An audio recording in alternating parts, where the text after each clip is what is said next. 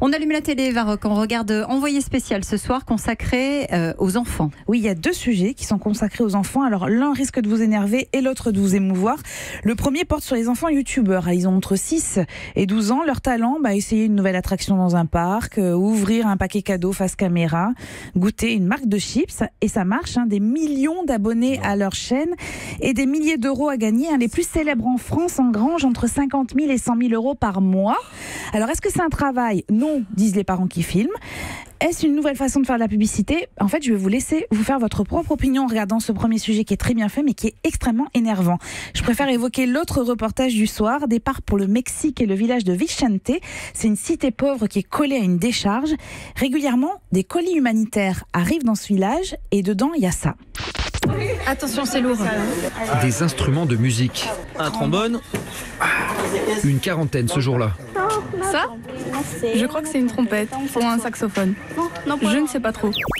Et oui, des instruments de musique qui viennent de France grâce à une pilote de ligne qui a décidé d'aider ce village à créer un orchestre. Et comme elle le raconte, c'est une sacrée aventure.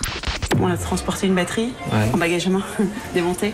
On a transporté 2 claviers, 2 pianos électriques et 2 contrebasses. Ça, c'était vraiment les plus spectaculaires. On a transporté 28 violoncelles. Et après, tous les autres instruments, les violons, les trompettes, les flûtes, c'est le plus facile. Le piccolo, c'est encore plus facile.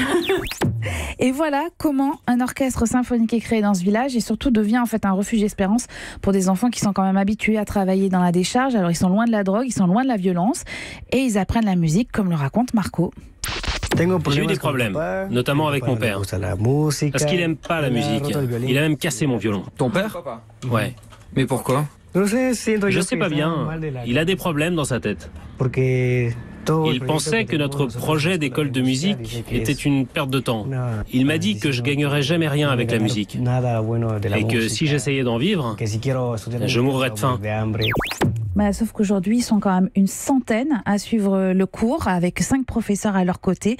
Ils ont même réussi à se produire à Mexico. C'est toujours cette pilote de ligne qui a réussi à financer le voyage jusqu'à la capitale où ils ne sont jamais allés. Et voilà ce que ça donne.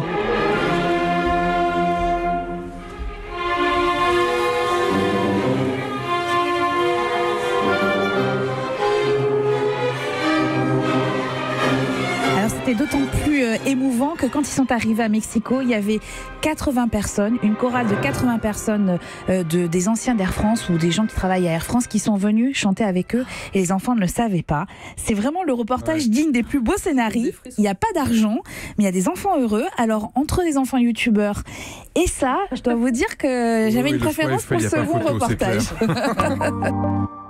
Europe